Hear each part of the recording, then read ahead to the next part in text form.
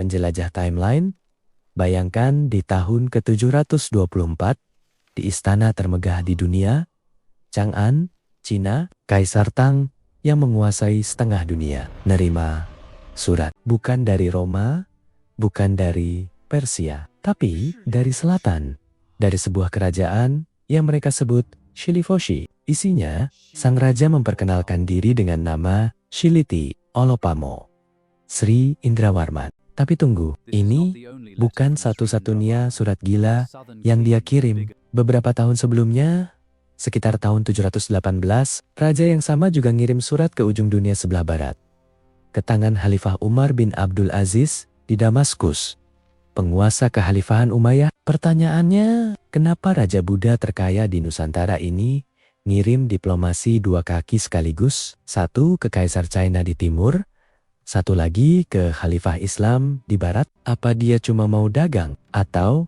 dia lagi main catur geopolitik tingkat tinggi karena jalur sutra maritim lagi panas-panasnya? Ini kisah raja yang sering dilupakan. Tapi mungkin dialah arsitek diplomasi terbesar dalam sejarah Sriwijaya.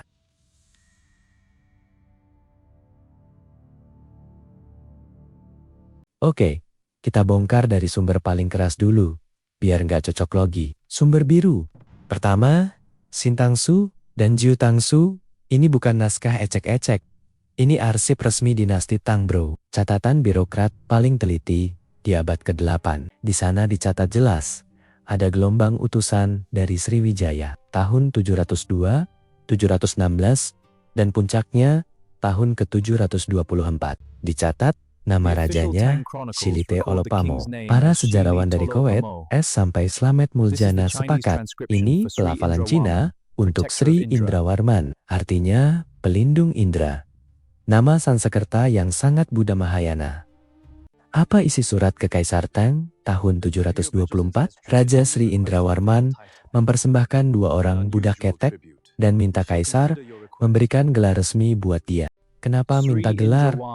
Ini bukan minder bro, ini strategi politik maritim. Kalau lu diakui Kaisar China sebagai mitra resmi, semua kapal Arab dan India yang mau ke China wajib mampir ke pelabuhan lo. Pajak auto masuk, Sriwijaya jadi bandar utama dunia. Tapi ingat, di saat yang hampir bersamaan, sekitar 718, sumber Arab Kitab Alik, Al-Farid, karya Ibnu Abtarabi, mencatat surat keduanya ke Khalifah Umar bin Abdul Aziz. Suratnya berbunyi, dari raja di atas raja-raja yang kandang kudanya berisi ribuan gajah kepada raja Arab yang tidak menyekutukan Tuhan. Aku telah mengirimkan padamu hadiah, dan aku mohon kirimkan padaku seseorang yang bisa mengajarkan Islam kepadaku. Gila nggak? Di timur dia rangkul Kaisar Tang, di barat dia sapa Khalifah Umayyah. Ini masterclass diplomasi 2 kaki. Kedua, prasasti kunci kita. Prasasti Ligor di Thailand Selatan. Sisi A prasasti ini mencatat Raja Sriwijaya bergelar Dharma Setu yang membangun Candi Buddha. Ini bukti kalau di abad ke-8, kekuasaan Sri Indrawarman dan penerusnya itu bukan cuma di Palembang bro, tapi tembus sampai Semenanjung Krak. Selat Malaka itu banner-banner udah kayak tol pribadi milik dia.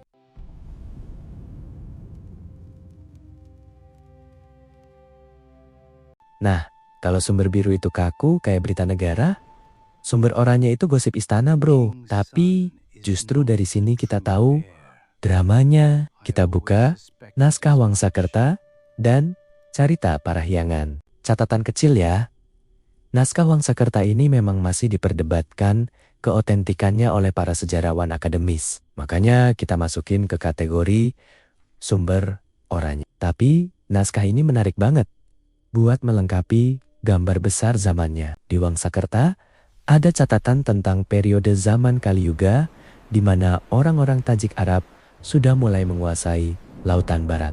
Di saat yang sama tahun 711, pasukan Umayyah di bawah Muhammad bin Qasim baru aja menaklukkan Sindah Pakistan. Jalur laut Arab India Sriwijaya otomatis berubah peta politiknya. Para pedagang Arab yang dulu cuma jualan, sekarang datang sebagai utusan kekhalifahan. Sumber Arab abad ke-9, Kitab Akbar Al-Sin, wa al-Hain juga mencatat kerajaan Zabat Sriwijaya itu sangat kaya dan raja-rajanya sangat toleran melindungi pedagang muslim. Bayangin posisi Sri Indrawarman saat itu. Di satu sisi, dia adalah Dharma Raja Buddha. Di sisi lain, raksasa ekonomi baru di barat adalah kekhalifahan Islam. Kalau dia nolak Arab, ekonomi kolaps. Kalau dia nolak China, pasar terbesar hilang. Makanya, dia ambil jalur tengah. Toleransi maritim dan diplomasi bebas aktif.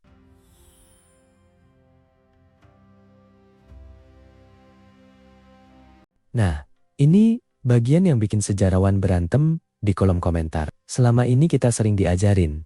Sriwijaya, dinasti Dapuntahiang dari Sumatera. Shailandra, dinasti dari Jawa.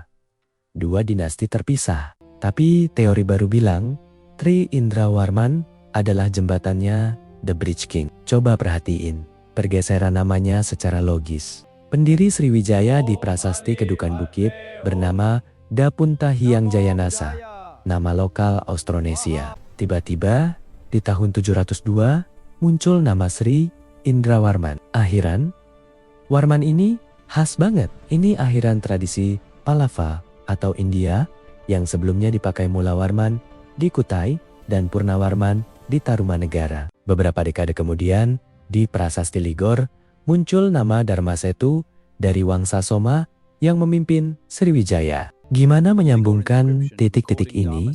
Tanpa bingung, para ahli menduga Sri Indrawarman adalah penguasa dari Trahwarmanik yang masuk lewat pernikahan politik. Lalu, Sri Indrawarman menikahkan putrinya dengan pangeran dari bangsawan Trahsoma. Dari pernikahan inilah lahir Dharmasetu. Dari Dharmasetu lahir Dewi Tara. Dewi Tara menikah dengan Samaratungga dan melahirkan Balaputra Dewa. Jadi silsilahnya runtut, gak lompat-lompat. Dapuntahiang, Sri Indrawarman, Raja Jembatan. Pernikahan politik dengan Trahsoma, Dharmasetu Soma, Balaputra Dewa. Sri Indrawarman adalah simpul yang selama ini hilang. Dia yang mengubah Sriwijaya dari kerajaan lokal Sumatera menjadi imperium internasional, gabungan Trah Shailendra Sriwijaya.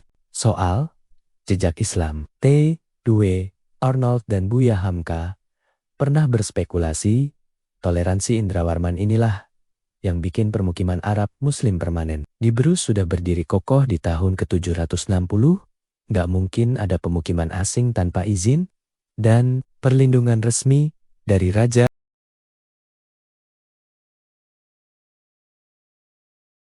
Jadi, apa relevansinya buat kita hari ini?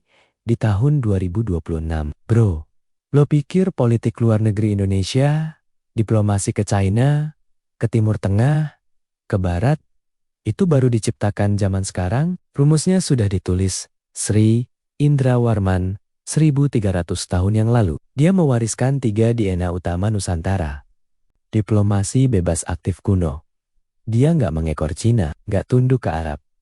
Dia temenan sama dua-duanya demi menjaga Selat Malaka. Toleransi maritim, dia Raja Buddha yang ngasih ruang aman buat pedagang muslim. Toleransi bikin pelabuhannya rame, dan rame bikin kerajaannya kaya raya. Kuasai selat, kuasai dunia.